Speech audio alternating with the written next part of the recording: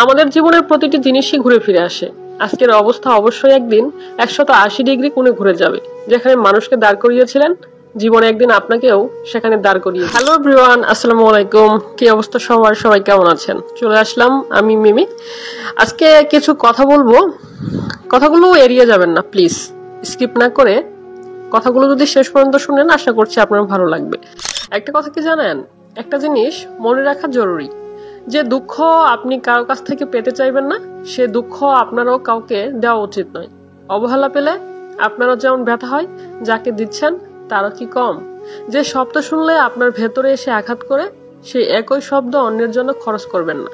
যখন কাউকে আঘাত করবেন, ঘৃণা করবেন, অবহেলা করবেন, উপেক্ষা করবেন কিংবা অবজ্ঞা করবেন, মনে রাখবেন একদিন এসব আপনার জীবনেও ফিরে আসবে।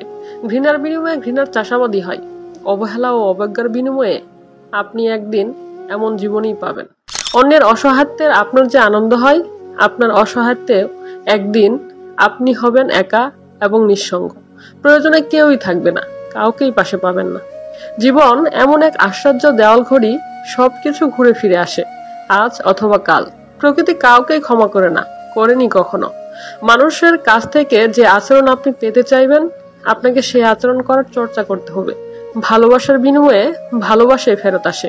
যেখানে বিনিয়োগ করেছেন সেখান থেকে না হলেও কোথাও না কোথাও থেকে জীবন আপনাকে তার বিনিময়ে ফিরিয়ে দিবে। জীবনের কাছ থেকে কেউ খালি হাতে ফিরেনি, কিছু না কিছু জীবন ঠিকই হাতের মুঠোয় দিয়ে দেয়। হাত খুলে যে জিনিস পাবে বুঝে নিবেন আপনিও কাউকে না কাউকে সে জিনিস দিয়েছিলেন। আমাদের জীবনের প্রতিটি জিনিসই ঘুরে ফিরে আসে। আজকের অবস্থা অবশ্যই একদিন 180 ডিগ্রি কোণে ঘুরে যাবে। যেখানে মানুষকে দাঁড় করিয়েছিলেন, জীবনে একদিন আপনাকেও সেখানে দাঁড় করিয়ে দিবে। অপেক্ষা করেন, যা ছড়িয়ে দিয়েছেন তা একদিন আপনাকে ফিরিয়ে দেওয়া হবে।